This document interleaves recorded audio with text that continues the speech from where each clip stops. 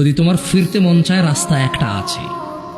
40 বছর নামাজ আদায় করো না, 50 বছর নামাজ আদায় করো না, এই পৃথিবীর যত ধরনের নেশা আছে কোনোটা তুমি বাদ দাও নাই। এই এলাকার অমুক তুমুক যত খারাপ বাজে মেয়ে আছে সবার সাথে তোমার বাজে সম্পর্ক ছিল। তুমি একটা বাজে ছেলে, সে একটা বাজে মেয়ে।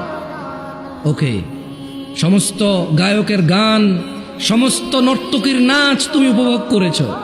শোনো, 40 বছরের অপরাধ, 50, 60, 70-এর অপরাধ। শোনো, রাস্তা একটা আছে। ও বোন, ও ভাই, রাস্তা একটা আছে, আমি বলে দিয়ে যাই। হাদিস থেকে বলবো না যে তুমি বলবা জাল, দইফ, এইটা হাসান কিনা, সহি কিনা। কেউ তোমাকে বিভ্রান্ত করবে, আমি ওখান থেকে বলবো। আমি তোমাকে কোরআন থেকে বলবো, সূরা ফুরকান আয়াত থেকে।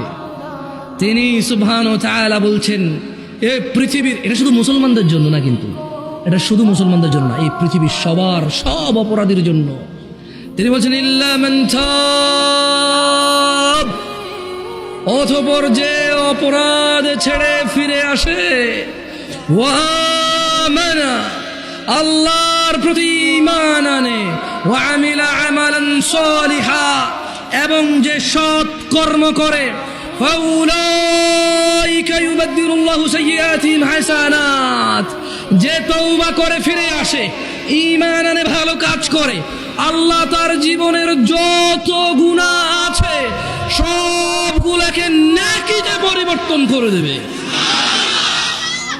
চয়েস ইজ ইয়োর্স, তোমার চয়েস ভাই, সিদ্ধান্ত তোমার।